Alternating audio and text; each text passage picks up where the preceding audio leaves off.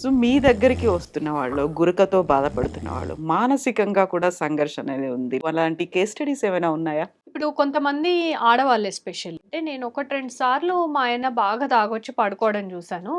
అబ్బా! ఇట్లా తాగితే మంచి నిద్ర పడతదేమో ఒళ్ళు అని చెప్పి తెలియకుండా ఒళ్ళు పడుకోవచ్చు. తెలియకుండా పడుకోవచ్చేమో అని కొన్ని కొన్ని సార్లు నేను అట్లా ఒక బాటిల్ తెచ్చుకొని తాగి పడుకున్న రోజులు గూడా ఉన్నాయి. రెండోది కొంతమంది మగవాళ్ళు గూడా మేడం నేను అసలెక్కడ నాకు మనశ్శాంతి ఉండట్లేదు. హ్మ్. నాకు గురక వల్ల అసలు నేను ఇంట్లో పడుకుంటే మా ఆవిడ తిడతది. అలా బాధపడే వాళ్ళుంటారు. నా పిల్లలు నా దగ్గర నుంచి లేసి ఒక 2 నిమిషాలు నా దగ్గర పడుకోవట్లేరు. పడుకుంటే గురక సౌండొస్తుంది నాన్న మాకు డిస్టర్బ్ అవుతుంది అని చెప్పి వాళ్ళెళ్ళిపోతున్నారు. సో, ఇలా పిల్లలకు గూడా నేను దూరం అవుతున్నాను.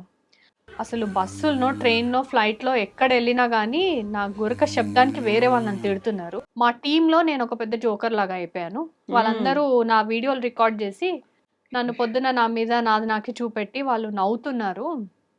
సో, ఇంట్లో, బయట ప్రతి దగ్గర నాకిదొక పెద్ద ప్రాబ్లమ్ అయిపోయింది. ఎటు జేసి దీన్ని నాకు సొల్యూషన్ జూపెట్టండి.